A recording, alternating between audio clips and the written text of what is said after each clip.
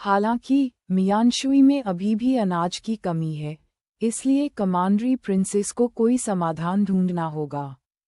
मैं चेन जियूसी, मियानशुई के लोगों की ओर से कमांडरी प्रिंसेस को धन्यवाद देता हूँ, झाओ या ने जवाब दिया। ये चेन जी ने कहा, मुझे पता है कि अभी अनाज बहुत कीमती है और कमांडरी प्रिंसेस को अनाज हासिल करने के लिए कनेक्शन बनाने होंगे, जिसमें निश्चित रूप से पैसे लगेंगे। इस बार मैंने, चेन जियूसी ने, मियानशुई खजाने से बहुत कुछ हासिल किया है। अब मैं अपने पास मौजूद सभी 90 ताई सुई गोलियां कमांडरी प्रिंसेस को भेंट करता हूं, ताकि ऊपर नीचे काम निकलवाने में इनका इस्तेमाल किया जा सके। कृपया कमांडरी प्रिंसेस, इन्हें मुस्कान के साथ स्वीकार करें।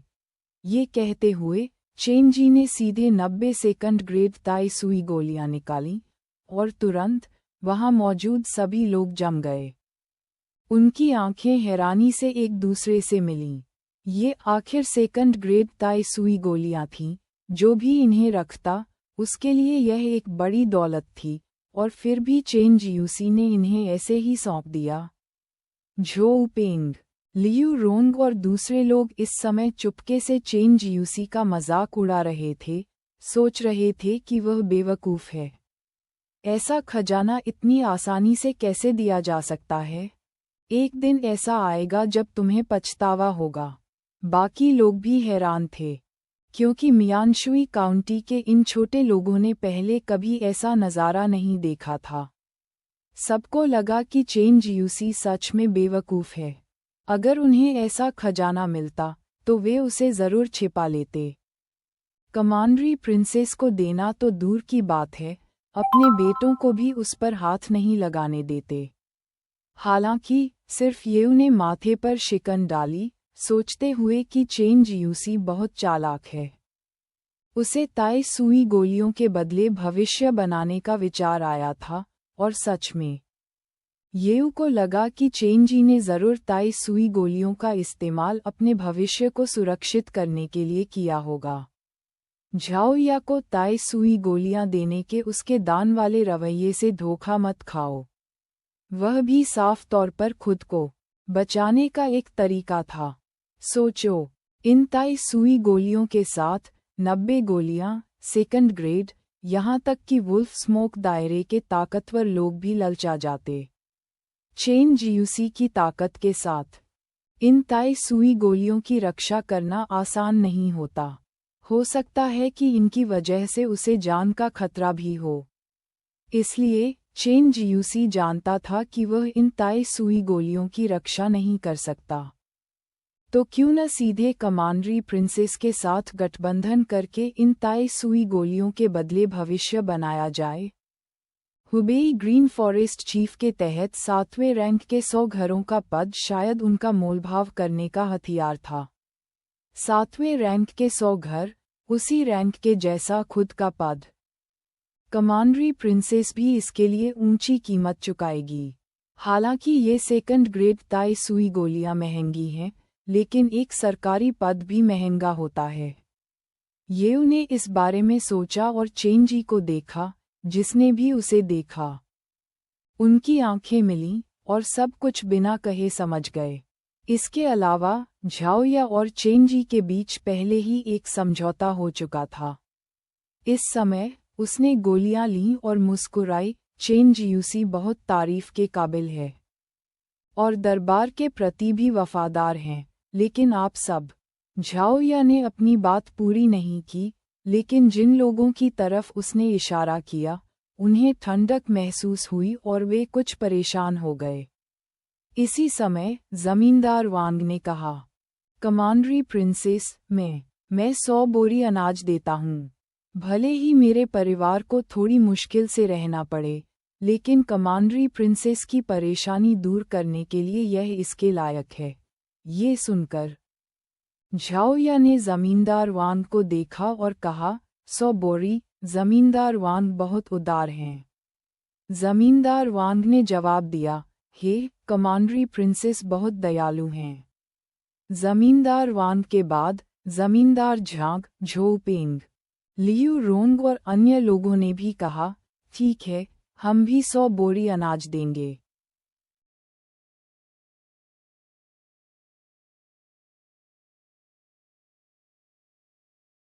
ये सुनकर बाकी सबने भी अपना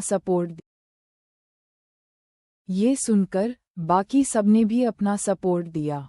सबको अपना अपना स्टैंड बताते देखकर झाओया ने काउंटी मजिस्ट्रेट तांग वाननियन को देखा और कहा, तांग काउंटी मजिस्ट्रेट, आपका क्या? तांग वाननियन ने जवाब दिया, कमांडरी प्रिंसेस, ये गरीब नौकर गरीब है, घर में ज्यादा पैसे नहीं हैं। हालांकि मैं आपकी परेशानी कम करना चाहता हूँ, लेकिन सच में मेरे पास पैसे की बहुत कमी है। तांग वाननियन ने गरीबी का बहाना बनाया और झाओया ने उसे देखकर कहा, हे, ऐसा है? तो फिर यहोंग हाउस के स्टॉक का क्या? तांग काउंटी मजिस्ट्रेट, वे सिर्फ अफवाहें हैं, इस गरीब नौकर का यहोंग हाउस में कोई शेयर नहीं है। हालांकि क्योंकि कमांडरी प्रिंसेस पूरे दिल से लोगों के लिए हैं, इसलिए मैं कंजूस नहीं हो सकता। फिर भी मेरे पास सच में अनाज नहीं है। शायद मैं डिज़ाइन वाले चांदी के सिक्के दान कर सकूं। हम कमांडरी प्रिंसेस ने तांग वाननियन को देखा, जिसने शुरू में 100 ताइल कहने का इरादा किया था, लेकिन उसकी आंखें देखकर उसने तुरंत अपने शब्द बदल दिए। 1000 चांदी के ताइल, कमांडरी प्रिंसेस को लोगों की मदद करने में सहायता करने के लिए, यह एक बहुत ही नेक काम होगा। ये सुनकर कमांडरी प्रिंसेस ने कहा, हे तांग काउंटी मजिस्ट्रेट, ये तो काफ़ी खर्च है। तांग वाननियन ने जवाब दिया, ये सब इस गरीब नौकर को करना ही चाहिए। फिर कमांडरी प्रिंसेस येऊ की ओर मुड़ी और येऊ ने कहा, कमांडरी प्रिंसेस, मेरे पास काफ़ी दौलत है, आपको जितनी भी रकम चाहिए, बस कह दीजिए।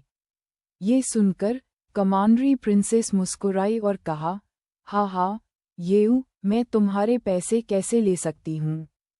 हालांकि तुम्हारे येऊ परिवार के पास बहुत अच्छी दिव्य शक्तियाँ हैं। क्यों न तुम मेरी मदद करो और बाहर से कुछ अनाज लाकर ज़रूरतों को पूरा करो? येऊ ने जवाब दिया, कमांडरी प्रिंसेस, जब तक आप पूछेंगी, चाहे वह 1000 ताइल हो या 5000 ताइल, मैं दे सकता हूँ। लेकिन यह अनाज, कमांडरी प्रिंसेस, सच में मेरी क्षमता से बाहर है। ये सुनकर झाओया ने येऊ को देखा और कहा, नहीं कर सकते। येऊ ने जबरदस्ती मुस्कुराते हुए कहा, कमांडरी प्रिंसेस, उत्तरी इलाकों में युद्ध चल रहा है और हुबेई रोड के सभी प्रांत अनाज के लिए ज़रूरी इलाके हैं। वहाँ कोई फालतू अनाज नहीं है। हालांकि मैं दिल से कमांडरी प्रिंसेस की परेशानी कम करना चाहता हूँ, लेकिन ये बहुत मुश्किल है। कृपया मुझे माफ़ करें। ये सुनकर कमांडरी प्रिंसेस ने चेंजी की ओर देखा, जिसने मेज पर अपनी उंगलियां थपथपाईं। कमांडरी प्रिंसेस ने कहा, ओह, हालांकि यह बहुत मुश्किल है, येऊ। तुम्हें भी लोगों की परेशानी कम करने का कोई रास्ता निकालना होगा। येऊ ने थोड़ा माथा सिकोड़ा लेकिन फिर भी हाथ जोड़कर कहा, हाँ, मैं लोगों की परेशानी कम करने के लिए अपनी पूरी कोशिश करूंगा। चेंजी ने बीच में कहा, लॉर्ड येऊ, मुख्य रूप से यह अनाज के बारे में है। येऊ ने तुरंत कहा, हाँ, यह अनाज है। मैं निश्चित रूप से मियानशुई की चिंता कम करने के लिए दूसरी जगहों से अनाज इकट्ठा करने के तरीके खोजने की पूरी कोशिश करूंगा। कृपया, कमांडरी प्रिंसेस, निश्चिंत रहें। झाओया ने कहा, हे, यह आपको परेशान करेगा, लॉर्ड येऊ। जैसे ही झाओया ने बात की, उसने चेंजी की ओर देखा, जो मुस्कुराया। हे, जब तक येऊ इसे खुद मान लेता है, ये काम हो जाएगा। आज के सेटअप में चेंजी को सिर्फ येऊ के शब्दों की ज़रूरत थी, और अब जब येऊ ने बोल दिया है, तो मामला तय हो गया है। अब हमें बस सांप को घड़े में बुलाना है।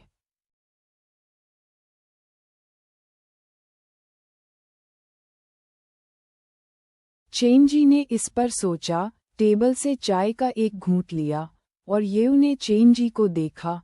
उसे हमेशा लग रहा था कि यह आदमी उसके खिलाफ कोई साजिश कर रहा है, लेकिन उसे नहीं पता था कि चेन जी आखिर क्या साजिश कर रहा है। उसने माथे पर बल डाले, लेकिन जल्द ही वह बोला, चेन जी, तुमने अभी कहा कि तुम्हारे पास लगभग 200,000 स्टोन अनाज जमा है। चेन जी ने जवाब दिया, लगभग इतना ही। लॉर्ड येऊ क्या सलाह देना चाहते हैं? येऊ ने कहा, तो तुम इसे बेचने के लिए क्यों नहीं खोलते, लेकिन हर व्यक्ति के खरीदने की अनाज की मात्रा सीमित क्यों करते हो? चेन जी ने जवाब दिया, लॉर्ड येऊ, क्या ये साफ नहीं है? मुझे डर है कि कोई मेरा फायदा उठाएगा अगर मैं सीमा तय किए बिना बड़े पैमाने पर अनाज बेचता हूँ। तो मुझे लगता है कि कोई इसे सब खरीद लेगा और आम लोगों को ऊंची कीमत पर फिर से बेच देगा, और आखिरकार वे अभी भी महंगा अनाज खा रहे होंगे। साथ ही मियानशुई काउंटी में अभी कम से कम 300,000 स्टोन अनाज की कमी है। ये बात सबको पता होनी चाहिए, और मेरे पास सिर्फ 200,000 स्टोन हैं, जो काफ़ी नहीं है। अगर मैं बिना किसी सीमा के बेचता हूँ, तो अमीर परिवार अनाज जमा कर सकते हैं, और आम लोग फिर भी इसे खरीद नहीं पाएंगे। इसलिए इंताई अनाज भंडार में हम हर घर को हर दिन सिर्फ 2 जिन चावल बेचते हैं, ताकि किसी को भी जमाखोरी करने और बाजार पर कब्जा करने से प्रभावी ढंग से रोका जा सके। पास में सुन रही झाओ या ने कहा, बहुत बढ़िया गिल्ड लीडर चेन, तुम सच में बहुत समझदार हो। ये सुनकर येऊ ने चेन जी को देखा और कहा, गिल्ड लीडर चेन, इतने सारे अनाज को कहाँ रखा है? कहीं पानी से बह तो नहीं जाएगा? चेन जी ने जवाब दिया, ये सबसे ऊंचे पूर्वी गोदाम में है, जहाँ पानी नहीं जा सकता। यह अनाज रखने के लिए बहुत अच्छी जगह है। ये सुनकर सबने एक साथ कहा, गिल्ड लीडर चेन सच में दूरदर्शी हैं। सबने तारीफ की। फिर भी जिन लोगों ने अनाज जमा किया था, वे कोस रहे थे, धिक्कार है चेन जीयूसी, तुमने इतना सारा अनाज जमा कर रखा है। अगर यह बात बाहर फैल गई, तो हम अपना अनाज ऊंची कीमतों पर कैसे बेचेंगे? तुम सच में बहुत बुरे हो, तुमने हमारा कमाई का रास्ता ही बंद कर दिया। येऊ ने भी अपनी आंखें सिकोड़ी। उसके 100,000 स्टोन अनाज मियानशुई ले जाया जा रहा था। अगर चेन जीयूसी के पास इतना अनाज होता, तो उसके 100,000 स्टोन से 5 गुना ज्यादा फायदा नहीं होता। इस समय येऊ गुस्से से अपने दांत पीस रहा था। जैसा कि कहा जाता है, किसी का आर्थिक रास्ता काटना उनके माता पिता को मारने जैसा है। चेन जीयूसी के काम आर्थिक रास्ते काट रहे थे, जिससे हर कोई चेन जीयूसी से नफरत करने लगा था। चेन जीयूसी, धिक्कार है, उसने सच में इतना सारा अनाज पहले से जमा कर लिया। हे भगवान, तुम्हारी आंखें हों और तुम चेन जीयूसी के अनाज को आग से जला दो। सभी ने अपने दिल में इसी तरह प्रार्थना की।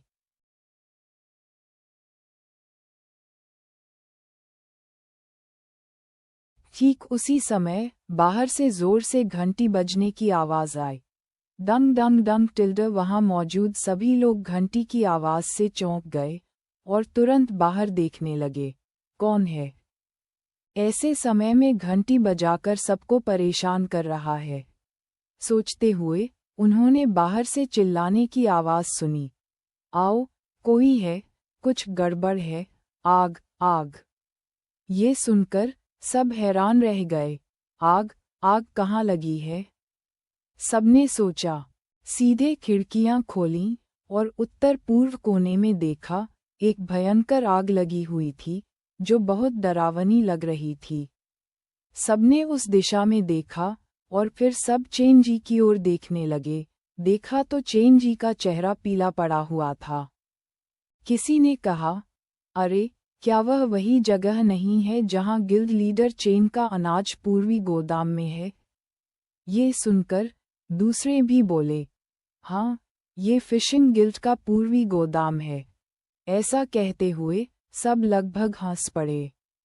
भगवान ने देख लिया, उसने सच में फिशिंग गिल्ड के गोदाम को जला दिया। हा हा हा, अब हम अपना अनाज ऊंचे दामों पर बेच सकते हैं। चेन जी अब गंभीर दिख रहे थे। जल्दी से अपना हाथ जोड़कर झाओया से कहा, राजकुमारी, मुझे कुछ काम है, मुझे जाना होगा। बोलकर वह जल्दी से चला गया। झाओया ने उसकी बात सुनकर कहा, चलो, हमें भी जाकर देखना चाहिए। ये 200,000 स्टोन अनाज मियानशुई में 10,000 परिवारों की सुरक्षा के लिए बहुत जरूरी है। ये सोचकर झाओया उसके पीछे पीछे भागी।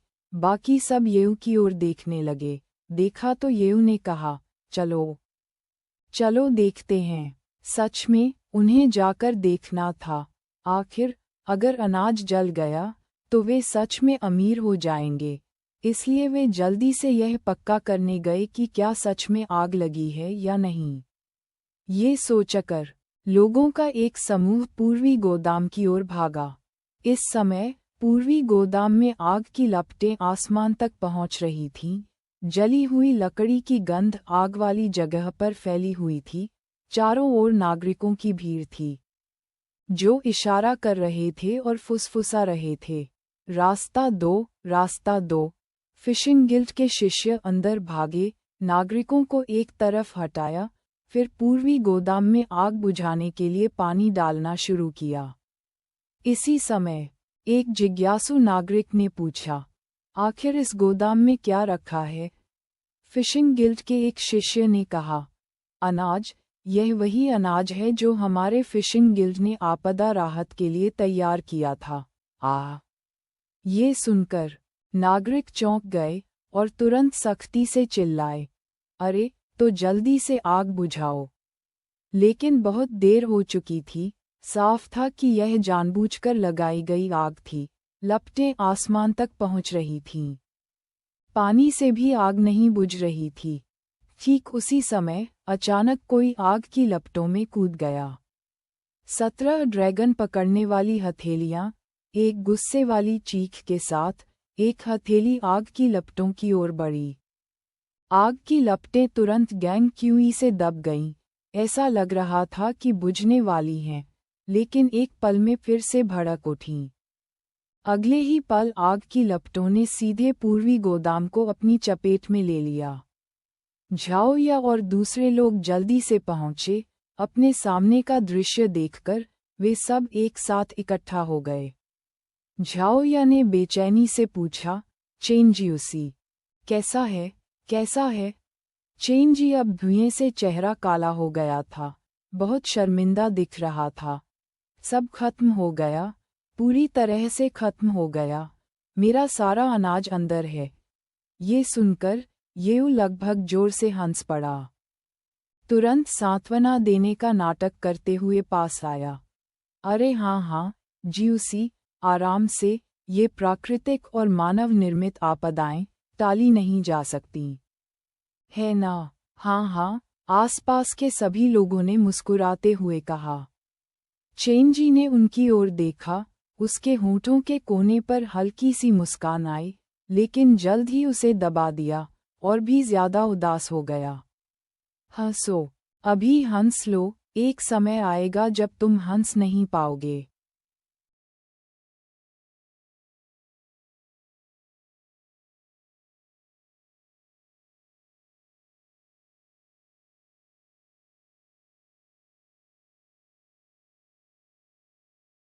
तेज आग ने पूर्वी गोदाम को पूरी तरह से घेर लिया था और उसकी तेज लपटों ने सभी को पीछे हटने पर मजबूर कर दिया। फिशिंग गिल्ड के लोग बेतहाशा मदद के लिए चिल्ला रहे थे, और जब स्थानीय लोगों को पता चला कि आग खाने के सामान को जला रही है, तो वे भी मदद के लिए आगे आए। लेकिन आग लगाने वाले बदमाशों ने बड़ी मात्रा में केरोसिन का इस्तेमाल किया था। केरोसिन में आग लग गई और वह तुरंत भड़क उठी। जिससे उसे बुझाना नामुमकिन हो गया। लपटों को गरजते हुए देखकर आसपास के लोग हक्के बक्के रह गए, वे बस लाचार होकर देख रहे थे और आहें भर रहे थे। 2 घंटे तक जलने के बाद आखिरकार आग बुझ गई, लेकिन कभी शक्तिशाली रहा पूर्वी गोदाम राख में बदल गया था, पूरी तरह से जलकर खाक हो गया था। पूर्वी गोदाम को राख में बदला हुआ देखकर चेन जी का अभिनय अपने चरम पर पहुंच गया। जब उसने खुद को गोदाम के मलबे पर फेंक दिया और चिल्लाया, मेरा अनाज! ये सच में असली और दिल से था, एक ऑस्कर लायक परफॉर्मेंस जो चेन जी को मिलनी चाहिए थी। जियान गहू में इंसान सिर्फ अभिनय कौशल के दम पर जिंदा रहता है। दूसरों को धोखा देने के लिए आपको पहले खुद को धोखा देना होगा। चेन जी के इस नाटक ने सच में कई लोगों को बेवकूफ़ बनाया, जिसमें झाओ या भी शामिल थी। कमांडरी राजकुमारी पूरी तरह से गुस्से में थी, सच में उसे यकीन हो गया था। हालांकि उसे पता था कि चेन जी के पास 200,000 स्टोन अनाज नहीं है, बल्कि सिर्फ 70,000 स्टोन हैं। लेकिन इस बड़ी आग ने जीवन बचाने वाले इन 70,000 स्टोन अनाज को नष्ट कर दिया था, जिससे मियानशुई काउंटी पंगु हो गई थी। उस अनाज से हजारों या शायद दसियों हजारों लोगों को बचाया जा सकता था। इसके बिना कौन जानता है कि कितने लोग भूखे मरेंगे। इस पल झाओ या घबरा गई। उसने चेन जी को देखा, जिसके चेहरे पर दुख और बर्बादी के भाव थे। झाओ या ने येऊ और उसके ग्रुप पर नजर डाली। हालांकि उनमें से हर कोई बहुत दुखी होने का नाटक कर रहा था, लेकिन किसी वजह से झाओ या को उनके चेहरों पर खुशी दिखी। अपने सामने मलबे को देखकर झाओ या पूरी तरह से लाचार महसूस कर रही थी, इस गड़बड़ी को ठीक करने में असमर्थ थी।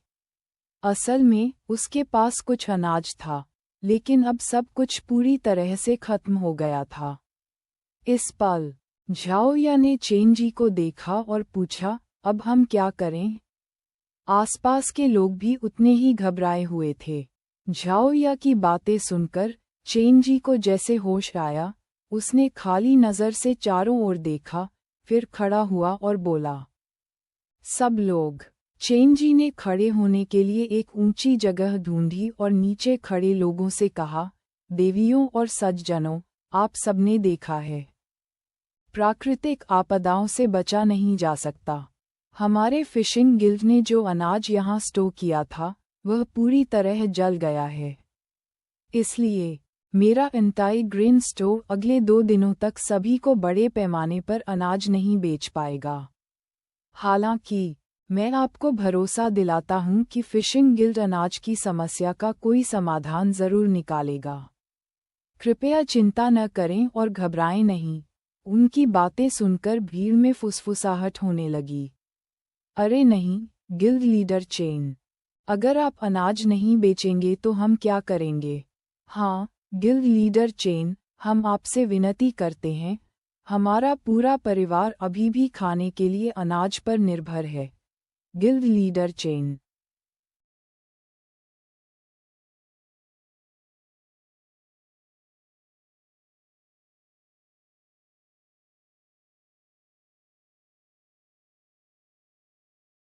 नीचे खड़े लोग चिल्लाए और चेन जी ने आह भरकर कहा, सब लोग, एक समझदार औरत भी चावल के बिना खाना नहीं बना सकती। अनाज का गोदाम बर्बाद हो गया है और मैं लाचार हूँ। लेकिन निश्चिंत रहो गांव वालों, हम जरूर कोई रास्ता निकालेंगे। हम जरूर निकालेंगे, बस यही बात है। जैसे ही उसने बोलना खत्म किया, चेन जी मुड़ा और दुम दबाकर वहां से चला गया। ये सुनकर लोग चौंक गए और चिल्लाए, guild leader chain! Guild leader chain! एक भीड़ आगे बढ़ी और उसी पल जियाओ हू ने तुरंत फिशिंग गिल्ड के शिष्यों को उन्हें रोकने के लिए आगे किया, जिससे काफी अफरा तफरी मच गई।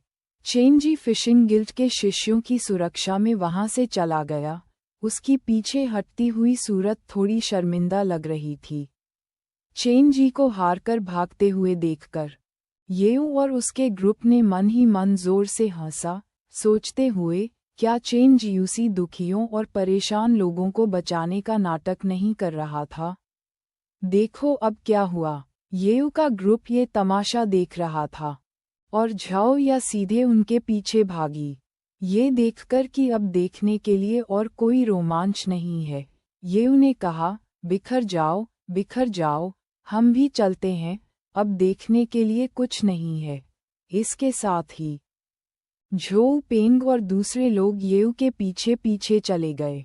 ज्यादा दूर नहीं, हान हे, जो सब कुछ देख रहा था, उसने बांस की टोपी पहने पेंग यिंग्यू की ओर मुड़कर कहा, आदरणीय, क्या आपको अब भी लगता है कि चेन जियूसी मियानशुई के लोगों को बचा सकता है? पेंग यिंग्यू ने जवाब दिया, क्या वह नहीं बचा सकता? हान हे ने कहा, मैंने ऐसे दृश्य पहले भी देखे हैं और ऐसे मामले अब पूरे देश में हो रहे होंगे। जब हालात इस हद तक पहुंच जाएंगे तो मियानशुई के भूखे लोग पेड़ की छाल और जड़ें खाना शुरू कर देंगे और आखिरकार गुआनइन मिट्टी, जब वे भी खत्म हो जाएंगे तो वे अकाल से भागेंगे, शरणार्थी बन जाएंगे। जैसे जैसे हर काउंटी का संकट अगले काउंटी में फैलेगा, जल्द ही पूरे हुबेई क्षेत्र में नागरिक अशांति फैल जाएगी। ये हमारे विद्रोह के लिए एकदम सही समय है। इसके अलावा इस साल सिर्फ मियानशुई काउंटी ही प्रभावित नहीं है। हुगुआंग रोड के कई प्रांत भी अलग अलग स्तर के अकाल का सामना कर रहे हैं। बताया जा रहा है कि पवित्र संप्रदाय इस विद्रोह की देखरेख के लिए हुबेई रोड पर एक बड़े को भेज रहा है। हान हे ने पारसी संप्रदाय की हाल की ऑपरेशनल योजनाओं के बारे में विस्तार से बताया। हाँ, यह एक विद्रोह था। इस बार मियानशुई आपदा सिर्फ मियानशुई काउंटी के लिए एक मामूली मुद्दा नहीं है, बल्कि यह हुबेई रोड के बड़े हिस्सों को प्रभावित कर रही है। या आप कह सकते हैं कि ऐसा इसलिए हुआ क्योंकि इस साल हुबेई रोड में बहुत ज़्यादा बारिश हुई, जिससे यह मियानशुई आपदा आए। यह एक चेन रिएक्शन है। मियानशुई प्रभावित है और हुबेई रोड के दूसरे हिस्से भी लगातार पीड़ित हो रहे हैं। हालांकि मियानशुई काउंटी सबसे ज़्यादा प्रभावित है, लेकिन दूसरे काउंटी के अधिकारी कोई कार्रवाई नहीं कर रहे हैं और उत्तरी युद्ध में बड़ी मात्रा में अनाज चले जाने के कारण स्थानीय आपदा प्रतिक्रिया बहुत कमज़ोर हो गई है। हालांकि अभी कई जगहों पर साफ तौर पर नुकसान नहीं दिख रहा है, लेकिन पारसी संप्रदाय से मिली जानकारी से पता चलता है कि हुबेई रोड में जल्द ही लगातार आपदाएं आएंगी। अगर कोर्ट ने स्थिति को ठीक से नहीं संभाला तो यह एक चेन रिएक्शन बन सकता है। इन शुरू में छोटी प्राकृतिक आपदाओं को नागरिक अशांति में बदल सकता है।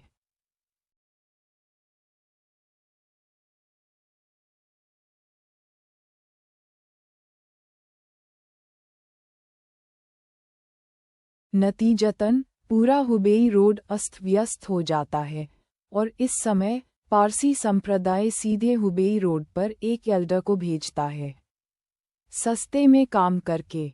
देखते हैं कि क्या यह उत्तरी युद्ध को सपोर्ट करने के लिए नागरिक अशांति भड़का सकता है। ये पारसी संप्रदाय की एक बड़ी चाल है और मियानशुई इसका सिर्फ एक छोटा सा हिस्सा है। पेंग यिंग्यू ने जवाब दिया, हुबेई में एक एल्डर को भेजना? हाँ, हुबेई इतनी ज़रूरी जगह है, एक एल्डर शायद काफ़ी ना हो, है ना? ये सुनकर हान हे ने जवाब दिया, आदरणीय सही कहते हैं। अगर हुबेई के मामले आसानी से निपट जाते हैं या अगर कोई रुकावट आती है तो मेरे गुरु के एक बार खुद हुबेई आने की पूरी संभावना है। पेंग यिंग्यू ने धीरे से सिर हिलाया। मिस हान ये संभाल रही हैं, ये लगभग काफ़ी है। असल में हुबेई में एक एल्डर को भेजना ये दिखाता है कि पारसी संप्रदाय हुबेई को कितनी अहमियत देता है। आखिरकार पारसी संप्रदाय की मुख्य सेनाएं इस समय उत्तर में कोर्ट से जोरदार लड़ाई लड़ रही हैं। इसलिए एक एल्डर को ट्रांसफ़र करना आसान नहीं है। पारसी संप्रदाय का संगठनात्मक ढांचा है: एक संप्रदाय प्रमुख, 2 आदरणीय, 4 महान धर्मराजाओं के नीचे 12 एल्डर हैं। इस तरह एल्डर स्तर पर भी ताकत बहुत ज़्यादा है। कम से कम किसी को रेनबो दायरे में होना चाहिए, और ज़्यादा ताकतवर एल्डर ड्रैगन दायरे में होने चाहिए। उदाहरण के लिए 12 एल्डरों में से ड्रैगन और टाइगर एल्डर ड्रैगन दायरे के एक्सपर्ट हैं। उस समय हान मियाओज़ेन भी 12 एल्डरों में से आगे निकलीं और धर्मराजा के पद पर प्रमोट हुईं। इसलिए हुबेई रोड पर इस विद्रोह की अध्यक्षता एक मजबूत रेनबो दायरे का एक्सपर्ट कर सकता है, और यह शुरुआती दौर में है। अगर बाद के चरणों में जैसे जैसे कोर्ट से और एक्सपर्ट आएंगे, तो विद्रोह की देखरेख के लिए एक धर्मराजा को भी भेजा जा सकता है। लेकिन बेशक इसकी शर्त यह है कि हुबेई रोड को अस्त व्यस्त होना होगा। और अभी हुबेई रोड पर सबसे ज़्यादा अस्त व्यस्त होने की संभावना वाली जगह मियानशुई काउंटी है। अगर अनाज की कमी के कारण मियानशुई काउंटी में अकाल पड़ता है, जिसके परिणामस्वरूप बड़ी संख्या में शरणार्थी आते हैं, तो पारसी संप्रदाय इस स्थिति का फ़ायदा उठा सकता है। इसलिए इस समय मियानशुई काउंटी को पारसी संप्रदाय की नज़र में एक बहुत ही महत्वपूर्ण जगह माना जाता है। अगर कुछ गलत होता है, तो ये हुबेई विद्रोह की शुरुआती जगह बन सकती है। चेंजी घटनास्थल से चले गए, और आम लोगों ने स्थिति को समझते हुए तुरंत पश्चिम जिले के व्हाइट टाइगर हॉल में इंताई अनाज भंडार की ओर अनाज खरीदने के लिए दौड़ पड़े। देखते ही देखते इंताई अनाज भंडार चारों ओर से घिर गया और भीड़ से भर गया। इस समय चेंजी भी घटनास्थल से चले गए।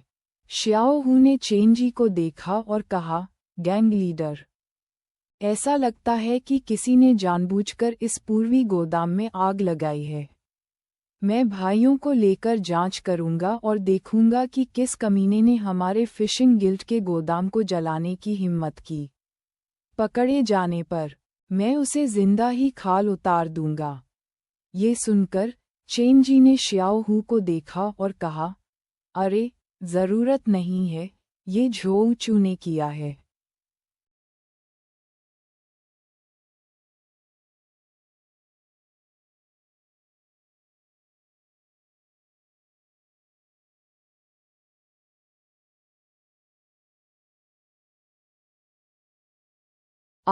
बूढ़ा झोउ, वह।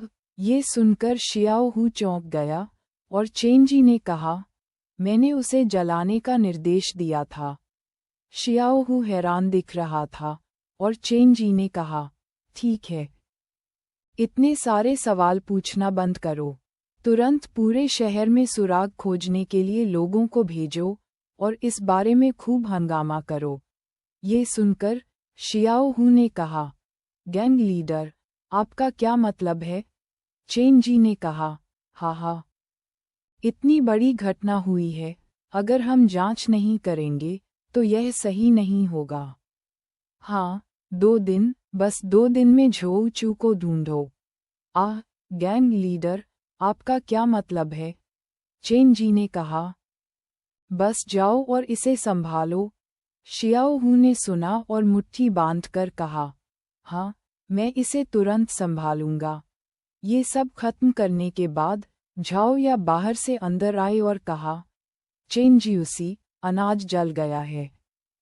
अब हम क्या करें? झाओ या को ऐसी हालत में देखकर चेंजी मुस्कुराए और कहा, कमांडरी राजकुमारी, चिंता मत करो, ये जला नहीं है, ये जला नहीं है, जला नहीं है। झाओ या हैरान थी, और चेंजी ने उसे इशारा किया। झाओया ने तुरंत अपने पीछे आ रहे दाओ और दूसरों से कहा, तुम सब बाहर जाओ और पहरा दो। इसके बाद झाओया ने चेंजी को देखा और कहा, चेंजियूसी, तुम असल में क्या कर रहे हो? तुम्हारा क्या मतलब है कि यह जला नहीं है? ये सुनकर चेंजी ने कहा, मेरा मतलब है कि अनाज बिल्कुल ठीक है और जला नहीं है। जला नहीं है। तो तुम बाहर क्या कर रहे थे? एक्टिंग। झाओया ने हैरान होकर चेंजी को देखा और कहा, एक्टिंग? तुम किसके लिए एक्टिंग कर रहे हो? चंडीगढ़। महिला ने ढूंढा डायबिटीज से बचने का उपाय जो हो गया वायरल। अगर सोने से पहले 1 चम्मच पिए तो हफ्ते में 7 किलो वजन घटेगा। चेंजी ने कहा, बड़ी मछली? झाओया ने हैरान होकर चेंजी को देखा और कहा, बड़ी मछली? कौन सी बड़ी मछली? चेंजी मुस्कुराए और कहा, हा, कमांडरी राजकुमारी, 1 कप चाय पियो, शांत हो जाओ। मियानशुई को बचाने के लिए हमारे पास जो अनाज है, सिर्फ उसी पर निर्भर रहना काफी नहीं है, बहुत सारा अनाज लाना होगा। झाओया ने कहा, तो फिर क्या? इतना सारा अनाज कहाँ है? 2 तरह के लोग हैं, एक तो राजदरबार के पास सरकारी गोदाम हैं। लेकिन सरकारी गोदाम का अनाज या तो उत्तर भेजा जाता है या हालात को संभालने के लिए इस्तेमाल होता है, इसलिए एक कमांडरी राजकुमारी होने के बावजूद आप सिर्फ 30,000 शी उधार ले सकती हैं, जो मियानशुई के संकट को हल करने के लिए काफ़ी नहीं है। झाओया ने हल्के से सिर हिलाया और चेंजी द्वारा डाली गई चाय का एक घूंट पिया। हाँ, यह सही है। तो मैंने अनाज वाले दूसरे ग्रुप के लोगों को टारगेट किया। झाओया ने अपनी आंखें छोटी करके कहा, शहर के विद्वान नहीं, अमीर व्यापारी। झाओया ने एक शब्द कहा, अमीर व्यापारी। हाँ, अमीर व्यापारी। ये लोग बहुत ताकतवर होते हैं, इनके हर जगह कनेक्शन होते हैं, यहाँ तक कि राजदरबार भी शायद ही इनसे निपट पाता है, क्योंकि उन्होंने ऊपर वालों को रिश्वत दे रखी है। राजदरबार की इजाज़त लेकर अनाज बेचते हैं, स्थानीय अधिकारी उनके खिलाफ ज़बरदस्ती करने की हिम्मत नहीं करते, और उनका सबसे पसंदीदा काम है राष्ट्रीय संकटों से फ़ायदा उठाना। इसके अलावा वे जानकारी के मामले में बहुत संवेदनशील होते हैं। जहाँ भी कोई आपदा आने वाली होती है, उन्हें तुरंत पता चल जाता है, फिर वे तुरंत हालात की जांच शुरू कर देते हैं, संसाधन जुटाते हैं, और फिर उस जगह के लोगों की दौलत लूट लेते हैं। और इन दिनों चेंजी इन लोगों द्वारा मियानशुई भेजे गए जासूसों पर नज़र रख रही थी और उसने उन्हें ढूंढ निकाला। ये लोग बहुत गुप्त होते हैं। अगर चेंजी ने पहले लोगों को उन पर नज़र रखने के लिए नहीं भेजा होता, तो उन्हें पहचानना मुश्किल होता। वे आम लोगों का नाटक करते हैं। बाजार का पता लगाने के लिए अनाज की दुकानों पर रोज़ाना अनाज की बिक्री रिकॉर्ड करते हैं। फिर आम लोग भी जांच के लिए लोगों को भेजते हैं, और आखिर में इन अमीर व्यापारियों के लिए जानकारी इकट्ठा करते हैं। और इस बार चेंजी का मकसद इन अमीर व्यापारियों को मियानशुई लाना है। और चेंजी को पहले ही खबर मिल चुकी है कि इन अमीर व्यापारियों का अनाज हुबेई भेजा जा चुका है, ताकि बड़ा मुनाफा कमाया जा सके।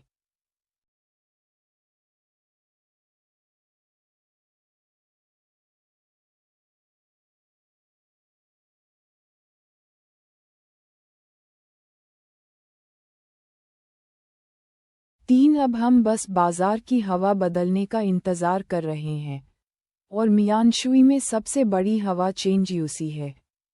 तो चेंजियूसी ने सीधे अपने अनाज के गोदाम में आग लगा दी। इस तरह वह इन बड़े अनाज व्यापारियों को ये सोचने पर मजबूर कर सकता है कि मियानशुई में अनाज नहीं है और अमीर बनने का मौका आ गया है। इस तरह वे मियानशुई में अनाज लाएंगे, और यहाँ अनाज की कमी की समस्या पूरी तरह से हल हो जाएगी। ये चेंजी की चाल है, सज्जन को कलश में बुलाना। ये सुनकर झाओया ने कहा, अगर तुम इन बड़े अनाज व्यापारियों को आकर्षित करना चाहते हो, तो इतनी आग लगाने की क्या ज़रूरत थी? शुरू में क्या तुम बस यह नहीं कह सकते थे कि तुम्हारे पास अनाज नहीं है? चेंजी ने सिर हिलाया और कहा, मेरी प्यारी कमांडरी राजकुमारी, क्या तुम्हें लगता है कि ये बड़े अनाज व्यापारी बेवकूफ़ हैं? जब तक वे मियानशुई की स्थिति को अच्छी तरह से नहीं समझ लेते, क्या वे इतनी आसानी से आने की हिम्मत करेंगे? और हमारे पास उनके साथ चाल चलने के लिए ज़्यादा समय नहीं है। हम पहले अपने पत्ते खोलकर उनका भरोसा जीतने के लिए उन्हें ख़त्म कर सकते हैं। जब तक वे अनाज मियानशुई ले आते हैं, हम उन्हें कंट्रोल कर सकते हैं। उससे पहले हमें धोखा देना होगा। ये सुनकर झाओया ने हल्के से सिर हिलाया और कहा, तो बात ऐसी है। कोई आश्चर्य नहीं कि तुमने ऐसा नाटक किया। लेकिन अगर वे अनाज व्यापारी आ भी जाते हैं, तो हम ज़बरदस्ती उनका अनाज नहीं ले सकते। वे शाही व्यापारी हैं। अगर वे बेचना नहीं चाहते, तो हम खुलेआम उन्हें लूट नहीं सकते। चेन जी हंसे और कहा, लूट? चिंता मत करो, कमांडरी राजकुमारी। हम नहीं लूटेंगे। एक बार जब वे आ जाएंगे, तो मेरे पास उन्हें आज्ञाकारी बनाकर अपना अनाज बेचने के लिए एक दूसरी योजना है। ये सुनकर झाओया ने कहा, चेनजियुसी, क्या तुम इतने आश्वस्त हो? चेनजी ने कहा, हे, मेरी रणनीति किसी एक व्यक्ति को निशाना नहीं बना रही है। जब मैंने मंच तैयार कर लिया है, तो स्वाभाविक रूप से नाटक खत्म करने का भी एक तरीका है। नाटक खत्म करने का तरीका क्या है? झाओया ने उत्सुकता से पूछा। चेनजी ने कहा, कमांडरी राजकुमारी, समय आने पर तुम्हें पता चल जाएगा। अगर मैं तुम्हें अभी बता दूं, तो ये प्रभावी नहीं होगा। झाओया ने अपने होंठ सिकोड़कर कहा, हम वैसे भी किसे सुनना पसंद है। चेनजी ने झाओया को ऐसे देखा और बिना कुछ कहे मुस्कुरा दिया। ड्रंकन इम्पोर्टल टावर में येऊ और उसका ग्रुप वापस आ गया था और अंदर बैठा था। झोउ पेंग ने येऊ को देखकर कहा, मालिक, क्या आपको लगता है कि फिशिंग गिल्ड का अनाज सच में जल गया? येऊ ने जवाब दिया, पूर्वी गोदाम उनका सबसे बड़ा गोदाम है, और मैंने फिशिंग गिल्ड के दूसरे गोदामों की जांच की है। उनके पास कोई अनाज स्टोर नहीं है। ये सुनकर बगल में बैठे तांग वाननियन ने कहा, मालिक, क्या आपको लगता है कि इंताई ग्रेन स्टोर में अनाज हो सकता है? येऊ ने कहा, वह जगह बहुत छोटी है, ज्यादा स्टोर नहीं कर सकती, लेकिन हमें इसे देखना चाहिए। झोउ पेंग, 2 लोगों को भेजो, इस तरफ। हाँ, मालिक, मैं समझ गया। झोउ पेंग ने तुरंत किसी को जाने का इंतजाम किया। और फिर येऊ ने तांग वाननियन को देखा, जिसके चेहरे पर खुशी का भाव था, और कहा, काउंटी मजिस्ट्रेट तांग, चेनजियुसी का अनाज गोदाम जल गया। आप बहुत खुश लग रहे हैं। क्या आपके पास भी बेचने के लिए अनाज है? तांग वाननियन तुरंत खड़ा हो गया और बोला, मालिक, मेरे पास नहीं है।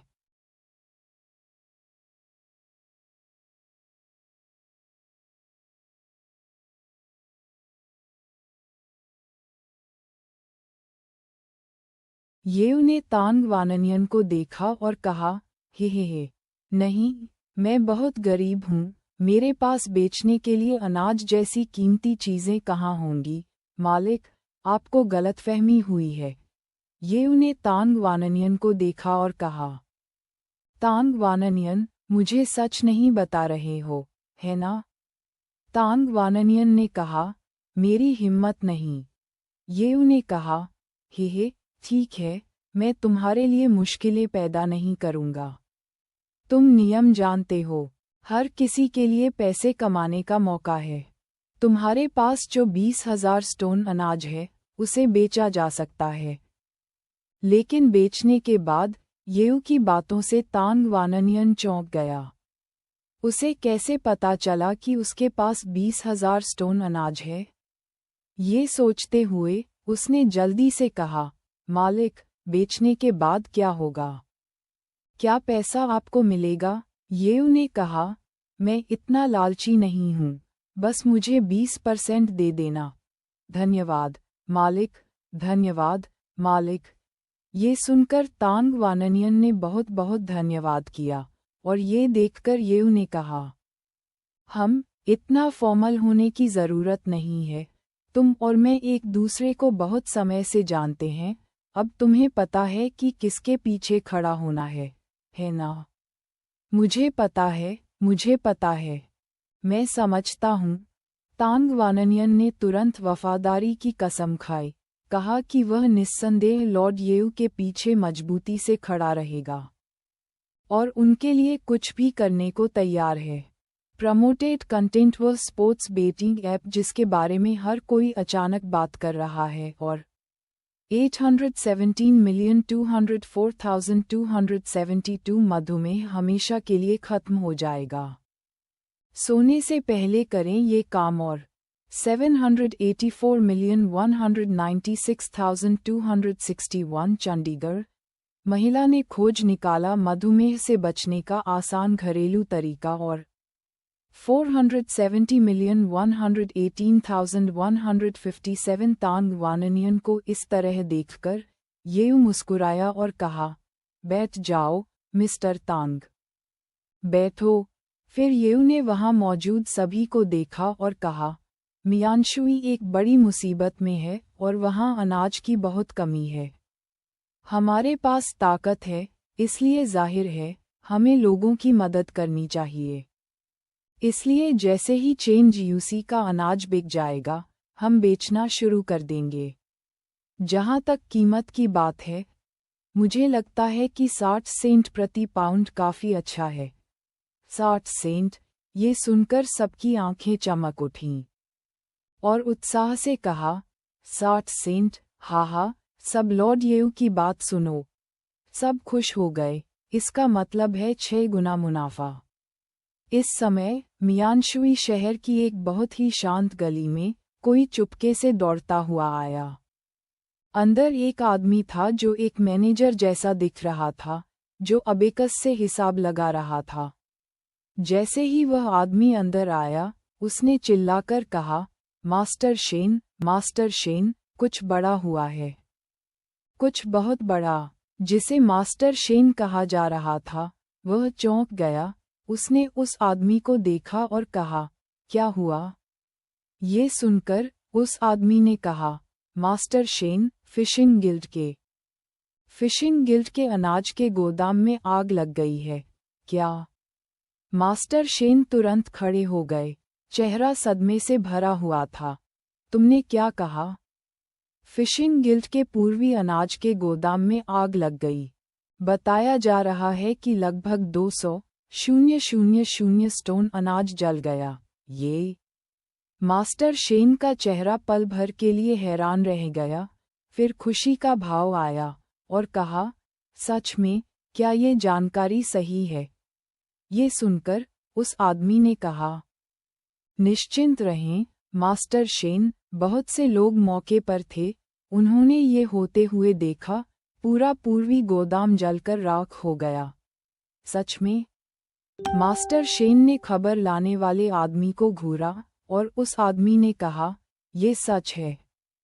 बिल्कुल सच। रुयांग किंग की कमांडरी प्रिंसेस वहां थी, साथ में स्थानीय दारोगाची भी थे, कोई गलती नहीं है। बहुत बढ़िया, बहुत बढ़िया। इस बार हमारा सूझो शेन परिवार इससे बहुत पैसा कमाएगा।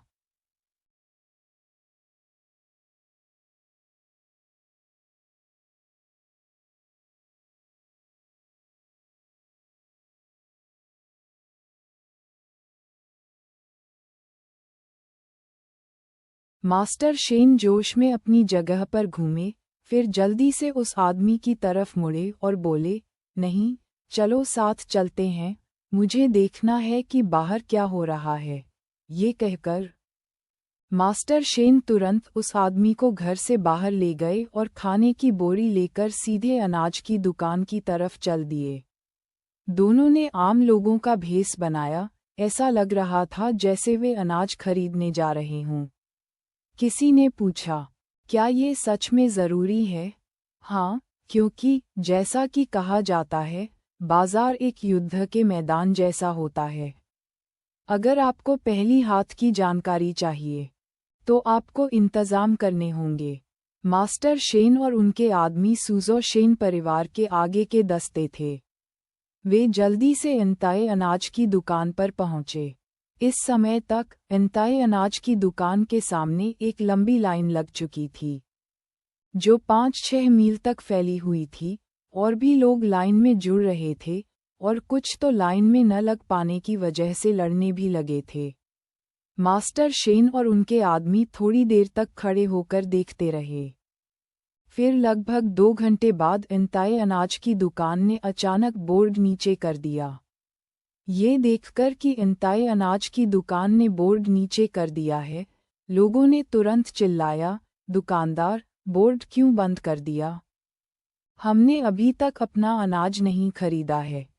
ये सुनकर दुकानदार ने अपना सिर बाहर निकाला और कहा, गोदाम खाली है, आज के लिए हमारे पास अनाज खत्म हो गया है।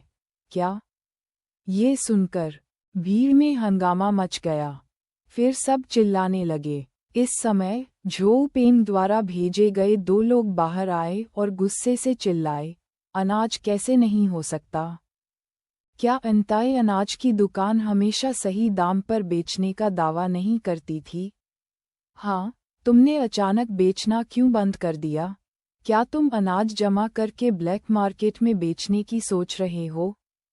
तुम लोग सच में बहुत बेरहम हो। हाँ, दुकानदार, अनाज बेचो। सब अनाज खरीदने का इंतजार कर रहे हैं। ये सुनकर भीड़ में मौजूद सभी लोग चिल्लाए, दरवाजा खोलो, अनाज बेचो। अनाज बेचने के लिए दरवाजा खोलो। बाहर का हंगामा सुनकर दुकानदार शांत रहा, क्योंकि उसे पता था कि ऐसा होगा। दुकानदार, जिसका सरनेम चेन था, मूल रूप से शियांताओ गांव का था। रिश्ते के हिसाब से चेन जी को उसे चाचा कहना चाहिए। वह शहर में बिजनेस करता था, लेकिन बाद में जब चेन जियूसी का बिजनेस बढ़ा तो वह उसके साथ जुड़ गया। ये देखकर कि उसमें कुछ काबिलियत है, चेन जी ने उसे वहां अनाज की दुकान का बिजनेस संभालने का काम सौंप दिया। मैनेजर चेन मुश्किल में भी शांत रहते हुए बोले, दरवाजा खोलो।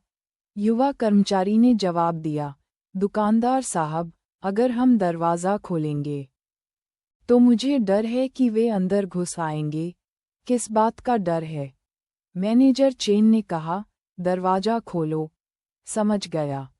ये सुनकर कर्मचारी ने सीधे दुकान का दरवाज़ा खोल दिया, और फिर उन्होंने देखा कि मैनेजर चेन बाहर निकलकर कह रहे हैं, प्यारे गांव वालों, प्यारे बुजुर्गों,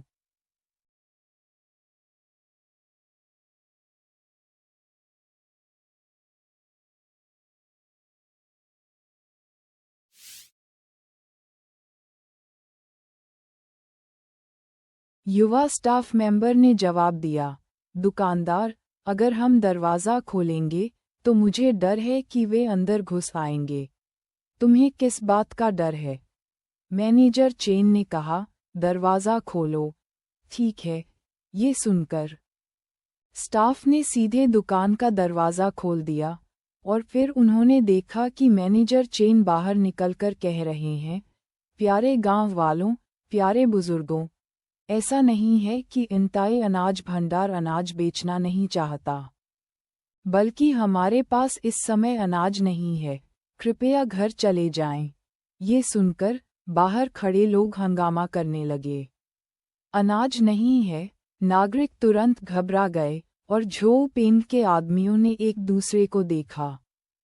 फिर भीड़ को भड़काना शुरू कर दिया, तुम बेरहम दुकानदार, इंताए जैसी इतनी बड़ी अनाज की दुकान में अनाज कैसे नहीं हो सकता?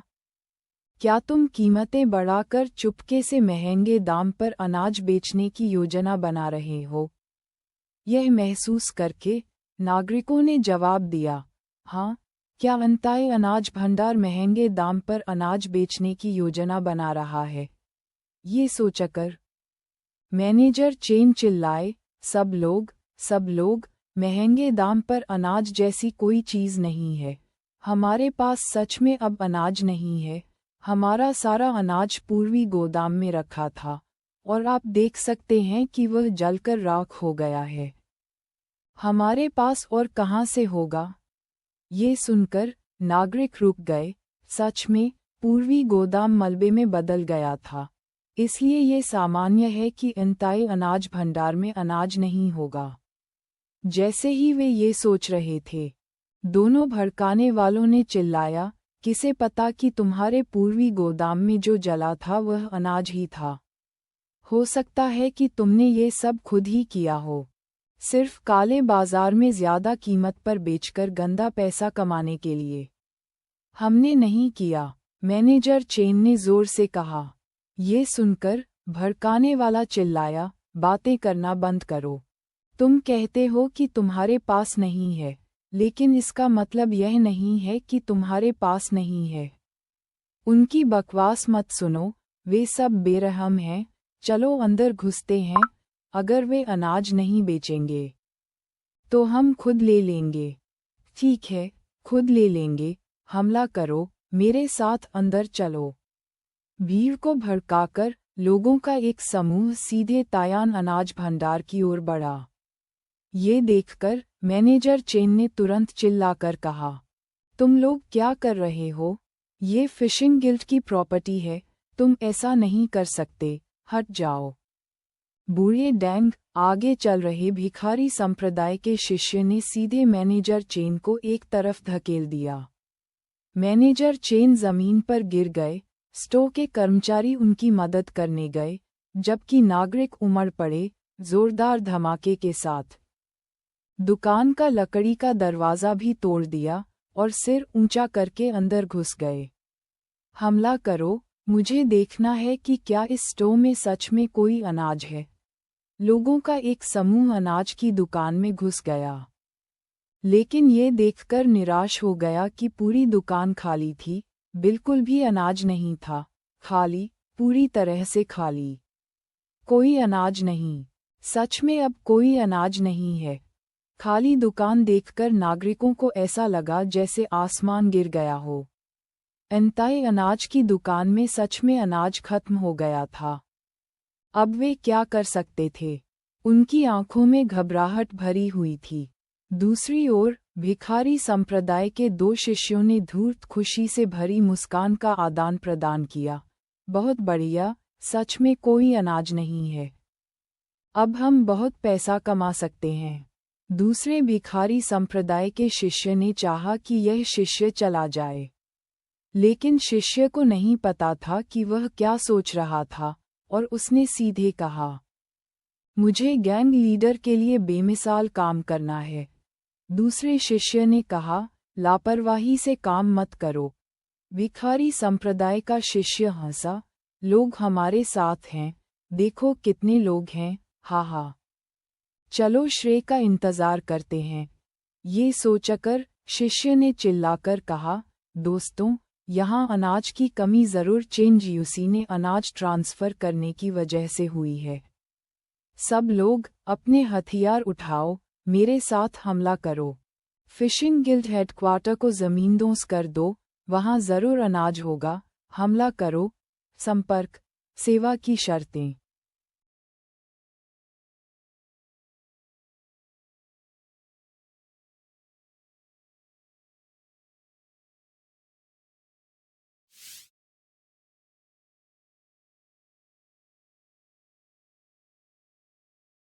इस जवान लड़के की बातों से आसपास के गांव वाले तुरंत गुस्से में आ गए। किसी ने तो जवाब भी दिया, हाँ, चेन जियूसी के पास खाने को खाना है, हमारे पास क्यों नहीं है? भाइयों, मेरे साथ हमला करो। लोगों का एक ग्रुप सच में चेन जी के फिशिंग गिल्ड हेडक्वार्टर पर हमला करने की तैयारी कर रहा था। भिखारी संप्रदाय के एक और चेले ने सोचा, क्या तुम्हारा दिमाग खराब हो गया है? वह सीधे खिड़की से कूदकर चला गया। भिखारी संप्रदाय के उस जवान लड़के ने उसे ऐसा करते देखा तो वह हंसे बिना नहीं रह सका, काया, और तुरंत जोर से चिल्लाया, चलो मेरे साथ फिशिंग गिल्ड हेडक्वार्टर चलो और मार डालो। इतना कहकर लोगों का एक ग्रुप सीधे कमरे से बाहर निकल गया। उस समय चेन वांग, जो बाहर इंतजार कर रहा था। उसने शुरू में इन छोटी मोटी बातों पर ध्यान न देने का फैसला किया था। आखिर गैंग लीडर ने उसे बस कोई गड़बड़ न होने देने के लिए कहा था, और अगर कोई दुकान तोड़ना चाहता है तो उन्हें करने दो। लेकिन इस घमंडी आदमी को फिशिंग गिल्ड हेडक्वार्टर पर हमला करने के लिए चिल्लाते सुनकर वह चुप नहीं बैठ सका। सच में बहुत हिम्मत वाला। ऐसा सोचते हुए वह सीधे अपने आदमियों को लेकर बाहर आया। देखा कि लीडर भिखारी संप्रदाय का एक जवान लड़का है। उसने हाथ हिलाया और अच्छी तरह से ट्रेंड चेलों के एक ग्रुप ने तुरंत उस लड़के को पकड़ लिया। आसपास के गांव वाले इन लोगों से बुरी तरह डर गए, अपनी जगह पर जम गए, हिल भी नहीं पा रहे थे। फिर चेन वांग सीधे उस भिखारी संप्रदाय के जवान लड़के के सामने आया, हंसते हुए बोला, तुम्हारे पास जरूर भालू जैसी हिम्मत और तेंदुए जैसा जिगर होगा, जो फिशिंग गिल्ड हेडक्वार्टर पर हमला करने की हिम्मत की। दादाजी, मुझसे गलती हो गई, मुझे छोड़ दो, मुझे छोड़ दो। वह भिखारी संप्रदाय का जवान लड़का जमीन पर घुटनों के बल बैठ गया। बुरी तरह से सिर झुका रहा था। ये देखकर चेन वांग हंसा। जाओ यमराज से कहो कि तुम्हें छोड़ दें। एक चिल्लाहट के साथ उसने चाकू निकाला और भिखारी संप्रदाय के जवान लड़के का सिर काट दिया। चेन वांग खून से लथपथ था। उसने सिर पकड़ा और कहा, तुम कमीनों, हम फिशिंग गिल्ड वालों ने तुम्हें सही दामों पर अनाज बेचा, फिर भी तुम हम पर हमला करते हो। साउथ सिटी की दुकानों ने तुम्हें एक दाना भी नहीं बेचा, तुम उनकी दुकानों पर हमला क्यों नहीं करते? ऐसा कुत्ता लू डोंगबिन को काटता है। मैं तुम्हें बताता हूँ, अगर किसी ने फिशिंग गिल्ड में गड़बड़ करने की हिम्मत की तो कोई दया नहीं होगी। ताज़ा खून देखकर गांव वाले इतने डर गए कि वे कांपने लगे। तब उन्हें एहसास हुआ कि उनके सामने दयालु और भले लोग नहीं, बल्कि फिशिंग गिल्ड थी। जब चेन जियूसी ने फिशिंग गिल्ड पर कंट्रोल किया तो वह अच्छा और दयालु था। लेकिन आप सिर्फ इसलिए यह नहीं सोच सकते कि वह दयालु है तो उसे आसानी से धमकाया जा सकता है।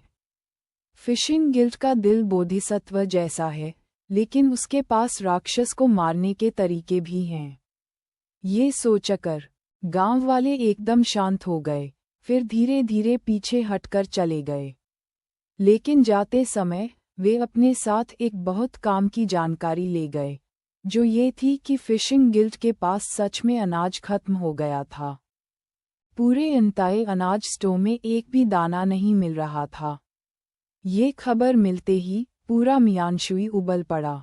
येऊ और दूसरे लोग खुशी से जश्न मनाने लगे, अब बस ब्लैक मार्केट में कीमतें बढ़ने का इंतजार कर रहे थे।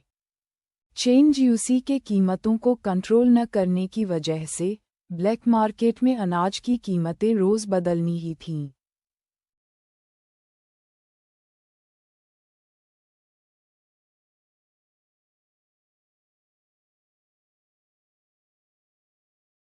मास्टर शेन, यह जिंदगी में एक बार मिलने वाला मौका है, हमें इसे जरूर पकड़ना चाहिए।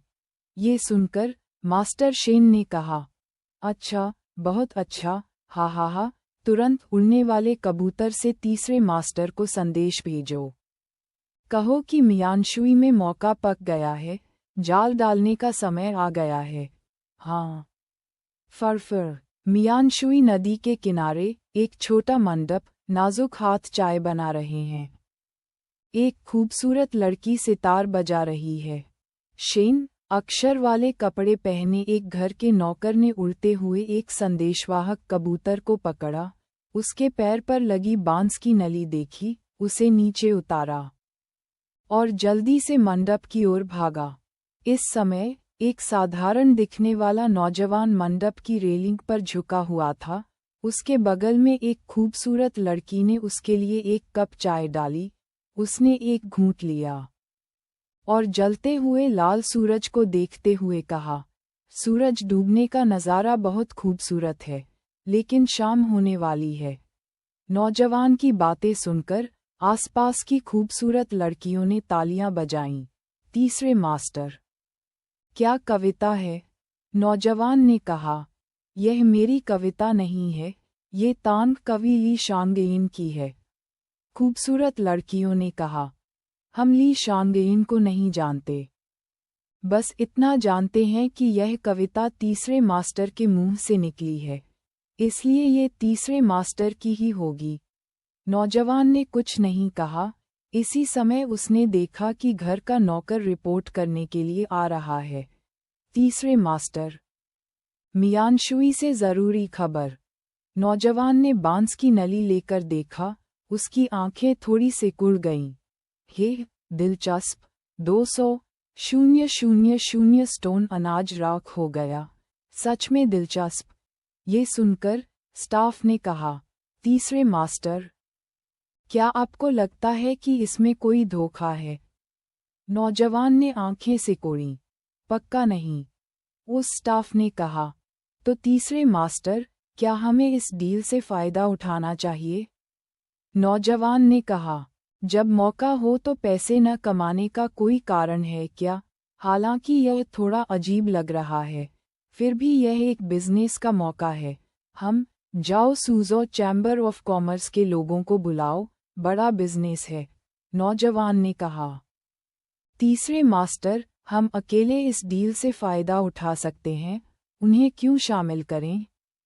उस नौजवान ने कहा, हे, अगर हम मियानशुई काउंटी पर कब्जा करना चाहते हैं, तो हमें अपने अनाज का कम से कम 60% लगाना होगा। अगर कुछ गड़बड़ हुई, तो रिस्क बहुत ज़्यादा होगा, इसलिए सूजो चैम्बर ऑफ कॉमर्स के लोगों को साथ लाने से, हम रिस्क को बराबर बांट लेंगे। मुझे सिर्फ फ़ायदा होगा, नुकसान नहीं। ये सुनकर स्टाफ ने कहा, लेकिन हमें कमाई कम होगी। उस नौजवान ने कहा, चांग, तुम मेरे साथ 5-6 साल से हो, है ना? चांग ने कहा, हाँ, तीसरे मालिक। जब आपके पास सिर्फ एक छोटी नाव थी, तब से मैं आपके साथ हूँ।